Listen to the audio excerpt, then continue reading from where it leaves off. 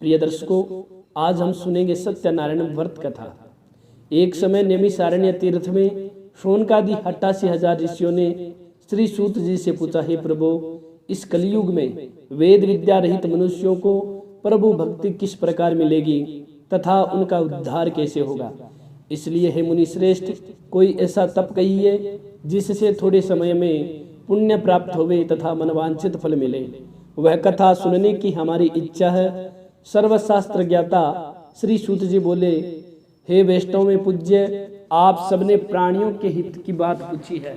अब मैं उस श्रेष्ठ व्रत को आप लोगों से कहूँगा जिस व्रत को नारद जी ने लक्ष्मी नारायण से पूछा था और लक्ष्मीपति ने मुनि श्रेष्ठ नारद से कहा था। सो ध्यान से सुनो।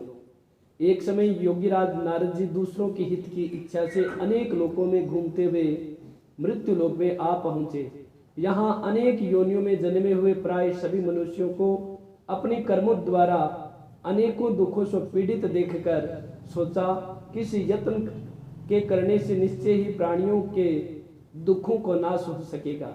ऐसा मन में सोचकर विष्णु लोक को गए। वहां पीले वर्ण और 4 भुजाओं वाले देवों के ईश नारायण को देखकर, जिनके हाथों में शंख चक्र गदा और पद्म थे तथा वरमाला पहने हुए थे, स्तुति करने लगे, हे भगवान, आप अत्यंत शक्ति से संपन्न हैं। मन तथा वाणी भी आपको नहीं पा सकती। आपका आदि मध्य अंत नहीं है। निर्गुण स्वरूप सृष्टि के आदि भूति व भक्तों के दुखों को नष्ट करने वाले हो। आपको मेरा नमस्कार है। नारद जी से इस प्रकार की स्तुति सुनकर भगवान विष्णु बोले, हे मुनि श्रेष्ठ, आपके मन में क्या है? आपका किस काम के लिए आगमन है? निसंकोच कहो। तब नारद मुनि बोले, मृत्यु लोक में सब मनुष्य जो अनेक योनियों में पैदा हुए हैं, अपने अपने कर्मों के द्वारा अनेक प्रकार के दुखों से दुखी हो रहे हैं। हे नाथ, मुझ पर दया रखते हो तो बतलाइए कि उन मनुष्यों के सब दुख थोड़े से ही प्रयत्न से कैसे दूर हो सकते हैं। हे नारद, मनुष्यों की भलाई के लिए तुमने बहुत अच्छी बात पूछी है। जिस काम के करने से मनुष्य मोह से छूट जाता है वह मैं कहता हूँ, सुनो। बहुत पुण्य देने वाला स्वर्ग तथा मृत्यु लोक दोनों में दुर्लभ एक उत्तम व्रत है। आज मैं प्रेमवश होकर तुमसे कहता हूँ, सत्यनारायण का यह व्रत अच्छी तरह विधि पूर्वक करके मनुष्य आयु पर्यंत यहाँ सुख भोग कर मरने पर मोक्ष को प्राप्त होता है। श्री भगवान के वचन सुनकर नारद मुनि बोले कि उस व्रत का फल क्या है, क्या विधान है और किसने यह व्रत किया है और किस दिन यह व्रत करना चाहिए, विस्तार से कहिए। भगवान बोले, दुख शोक आदि को दूर करने वाला, धन धान्य को बढ़ाने वाला, सौभाग्य तथा संतान को देने वाला, यह व्रत सब स्थानों पर विजय करने वाला है। भक्ति और श्रद्धा के साथ किसी भी दिन मनुष्य श्री सत्यनारायण की शाम के समय ब्राह्मणों और बंधुओं के साथ धर्म परायण होकर पूजा करे। भक्ति भाव से नैवेद्य केले का फल, घी, दूध और गेहूं का चूर्ण सवाया लेवे। गेहूं के अभाव में साटी का चूर्ण, शक्कर तथा गुड़ ले और सब भक्षण योग्य पदार्थ जमा करा के भगवान के अर्पण कर देवे तथा बंधुओं सहित ब्राह्मणों को भोजन करावे। पश्चात स्वयं भोजन करे। नृत्य गीत आदि का आचरण कर सत्यनारायण भगवान का स्मरण करता हुआ समय व्यतीत करे। इस तरह व्रत करने पर मनुष्य की इच्छा निश्चय पूरी होती है। विशेषकर कली काल में भूमि पर यही मोक्ष का सरल उपाय है। द्वितीय अध्याय। सूत जी बोले, हे ऋषियों, जिसने पहले समय में इस व्रत को किया है उसका इतिहास कहता हूँ, ध्यान से सुनो। सुंदर काशीपुरी नगरी में एक अत्यंत निर्धन ब्राह्मण रहता था। वह भूख और प्यास से बेचैन हुआ नित्य पृथ्वी पर घूमता था। ब्राह्मणों से प्रेम करने वाले भगवान ने ब्राह्मण को दुखी देखकर बूढ़े ब्राह्मण का रूप धर उसके पास जा आदर के साथ पूछा, हे विप्र, नित्य दुखी हुआ पृथ्वी पर क्यों घूमता है? हे श्रेष्ठ ब्राह्मण, यह सब मुझसे कहो, मैं सुनना चाहता हूँ। ब्राह्मण बोला, मैं निर्धन ब्राह्मण हूँ, भिक्षा के लिए पृथ्वी पर फिरता हूँ। हे भगवान, यदि आप इसका उपाय जानते हो तो कृपा करके कहो। वृद्ध ब्राह्मण बोला कि सत्यनारायण भगवान मनवांछित फल देने वाले हैं, इसलिए हे ब्राह्मण, तो उनका पूजन कर जिसके करने से मनुष्य सब दुखों से मुक्त होता है। ब्राह्मण को व्रत का सारा विधान बतलाकर बूढ़े ब्राह्मण का रूप धारण करने वाले सत्यनारायण भगवान अंतर ध्यान हो गए। जिस व्रत को वृद्ध ब्राह्मण ने बतलाया मैं उसको करूंगा या निश्चय करने पर उसे रात में नींद भी नहीं आई। वह सवेरे उठ सत्यनारायण के व्रत का निश्चय कर भिक्षा के लिए चला। उस दिन उसको भिक्षा में बहुत धन मिला, जिससे बंधु बांधवों के साथ उसने सत्यनारायण का व्रत किया। इसके करने से वह ब्राह्मण सब दुखों से छूटकर अनेक प्रकार की संपत्तियों से युक्त हुआ। उस समय से वह ब्राह्मण हर मास व्रत करने लगा। इस तरह सत्यनारायण भगवान के व्रत को जो करेगा वह सब पापों से छूटकर मोक्ष को प्राप्त होगा। आगे जो पृथ्वी पर सत्यनारायण का व्रत करेगा वह मनुष्य सब दुखों से छूट जाएगा। इस तरह नारद जी ने नारायण का कहावा यह व्रत में तुमसे कहा। हे विप्रो, मैं अब और क्या कहूँ। ऋषि बोले, हे मुनीश्वर, संसार में इस ब्राह्मण से सुनकर किसने इस व्रत को किया, हम सब वह सुनना चाहते हैं। इसके लिए हमारे मन में श्रद्धा है। सूत जी बोले, हे मुनियों, जिसने इस व्रत को किया है वह सब सुनो। एक समय एक ब्राह्मण धन और ऐश्वर्य के अनुसार बंधु बांधवों के साथ व्रत करने को तैयार हुआ।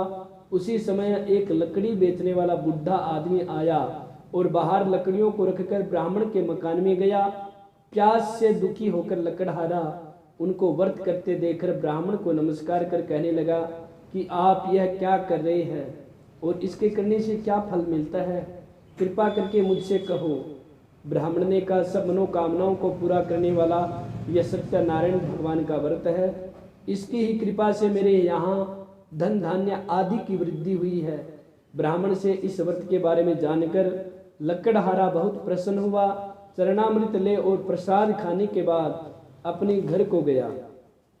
लकड़हारे ने अपने मन में इस प्रकार का संकल्प लिया कि आज ग्राम में लकड़ी बेचने से जो धन मिलेगा उसी से सत्यनारायण देव का उत्तम व्रत करूंगा। यह मन में विचार कर वह बुढ़ा आदमी लकड़ियां अपने सिर पर रखकर जिस नगर में धनवान लोग रहते थे वह ऐसे सुंदर नगर में गया। उस रोज वहां पर उसे उन लकड़ियों का दाम पहले दिनों से चौगुना मिला।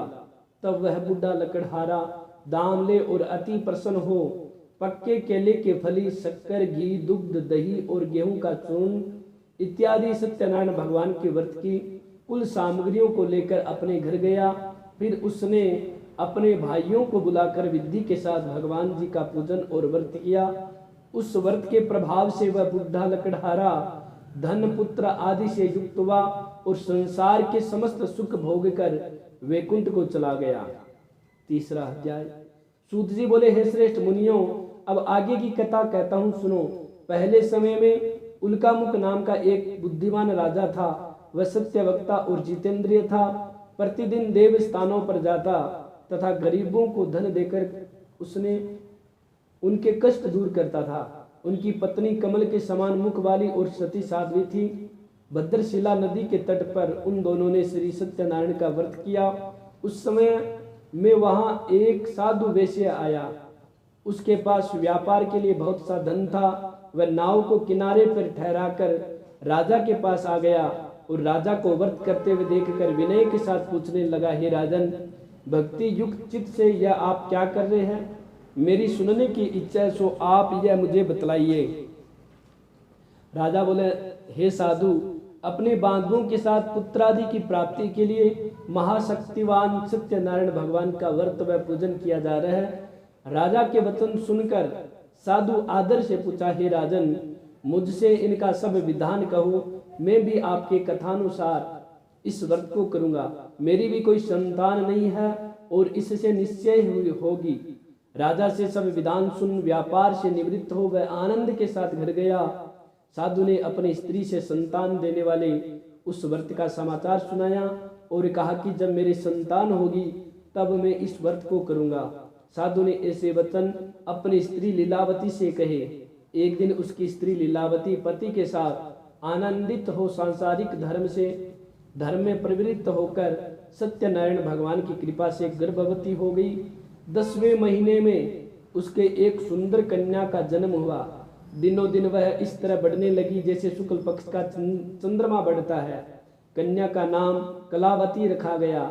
जब लीलावती ने मीठे शब्दों में अपने पति से कहा कि जो आपने संकल्प किया था भगवान का व्रत करूंगा, अब आप उसे करिए। साधु बोला, हे प्रिय, इसके विवाह पर करूंगा। इस प्रकार अपनी पत्नी को आश्वासन दे वह नगर को गया। कलावती पितृगृह में वृद्धि को प्राप्त हो गई।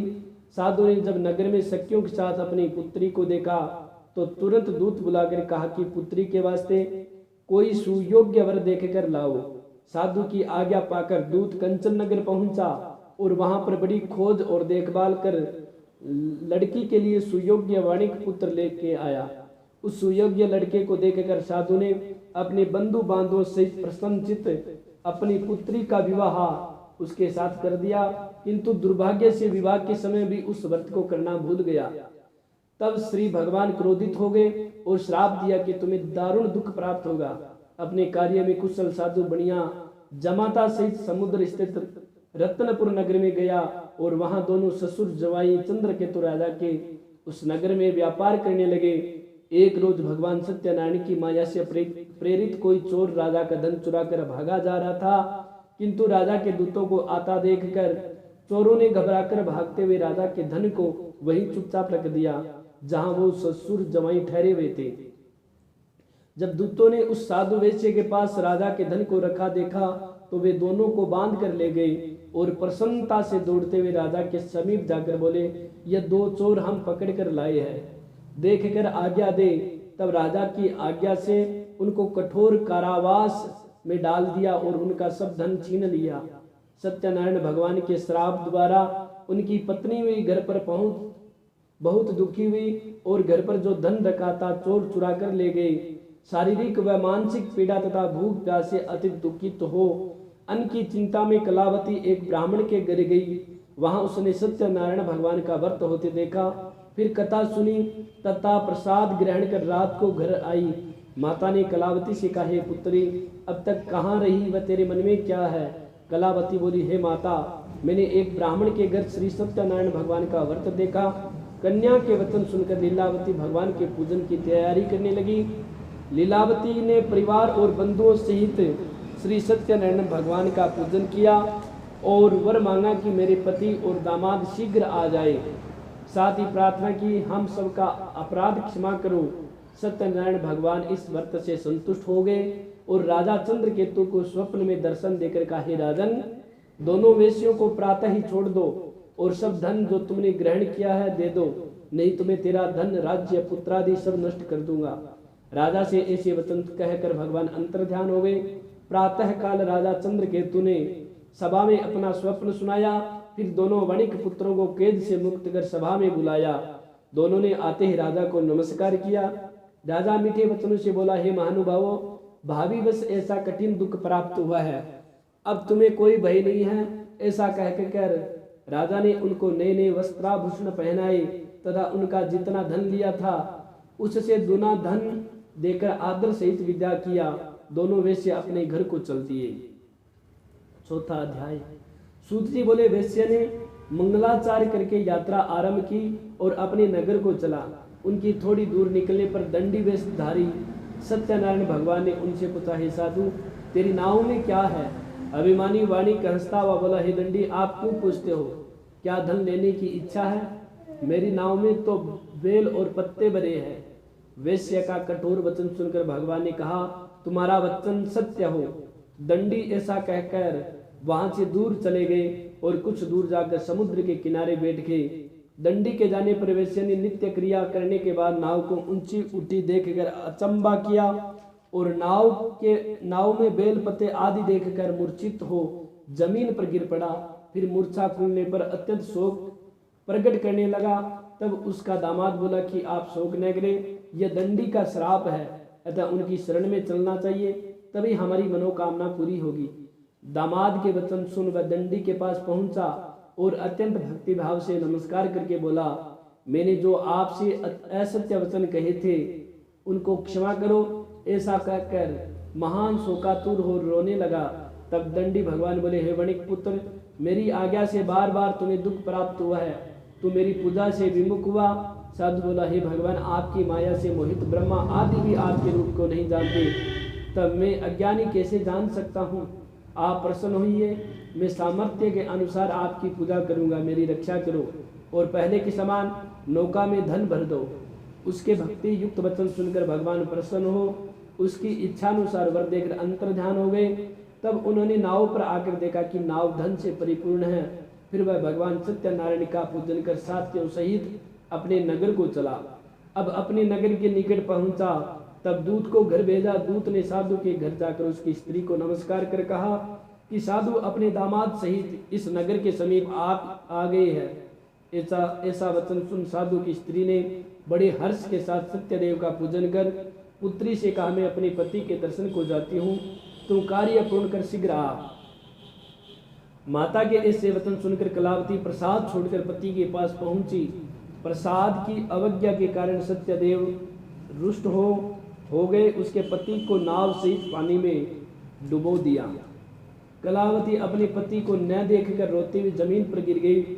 इस तरह नौका को डूबा हुआ तथा कन्या को रोता देखकर साधु दुखित हो बोला, हे प्रभु, मुझे या मेरे परिवार से जो भूल हुई है उसे क्षमा करो। उसके दीन वचन सुनकर सत्यदेव प्रसन्न हो गए और आकाशवाणी हुई, हे साधु, तेरी कन्या मेरे प्रसाद को छोड़कर आई है, इसलिए इसका पति अदृश्य हुआ है। यदि वह घर जाकर प्रसाद खाकर लौटे तो इसे पति अवश्य मिलेगा। ऐसी आकाशवाणी सुनकर कलावती ने घर पहुंचकर प्रसाद खाया, फिर आकर पति के दर्शन किए। तत्पश्चात साधु ने बंधु बांधवों सहित सत्यदेव का विधि पूर्वक पूजन किया। उस दिन से वह पूर्णिमा को सत्यनारायण का पूजन करने लगा। फिर इस लोक का सुख भोग कर अंत में स्वर्ग लोक को गया। 5वां अध्याय। सूत जी बोले, हे ऋषियों, मैं और भी कथा कहता हूँ, सुनो। प्रजापालन में लीन तुंगध्वज नाम का राजा था। उसने भी भगवान का प्रसाद त्याग कर बहुत दुख पाया। एक समय वन में जाकर वन्य पशुओं को मारकर बड़ के पेड़ के नीचे आया। वहां उसने ग्वालों को भक्ति भाव से बांधवों से सत्यनारायण जी का पूजन करते देखा। राजा देखकर भी अभिमानवश वहां नहीं गया और न ही नमस्कार ही किया। जब ग्वालों ने भगवान का प्रसाद उसके सामने रखा तो प्रसाद को त्याग कर अपनी सुंदर नगरी को चला। वहीं उसने अपना सब कुछ नष्ट पाया तो वह जान गया कि यह सब भगवान ने किया है। तब वह विश्वास कर ग्वालों के समीप गया और विधि पूर्वक पूजन कर प्रसाद खाया तो सत्यदेव की कृपा से पहले जैसा था वैसा ही हो गया। फिर दीर्घ काल तक सुख भोग कर मरने पर स्वर्ग लोक हो गया। जो मनुष्य इस परम दुर्लभ व्रत को करेगा, भगवान की कृपा से धन धान्य की प्राप्ति होगी। निर्धन धनी और बंदी बंधन से मुक्त होकर निर्भय हो जाता है। संतानहीनों को संतान प्राप्ति होती है तथा सब मनोरथ पूर्ण होकर अंत में वैकुंठ धाम को जाता है। जिन्होंने पहले इस व्रत को किया, अब उनके दूसरे जन्म की कथा कहता हूँ। वृद्ध सतानंद ब्राह्मण को सुदामा का जन्म लेकर मोक्ष को गए पाया। उल्कामुख नाम का राजा दशरथ होकर वैकुंठ को प्राप्त हुआ। साधु नामक वैश्य ने मोर ध्वज बनकर अपने पुत्र को आरे से चीरकर मोक्ष को प्राप्त किया। महाराज तुंगध्वज ने स्वयं भू होकर भगवान में भक्ति युक्त कर्म कर मोक्ष प्राप्त हुआ। बोलिए सत्यनारायण भगवान की जय हो।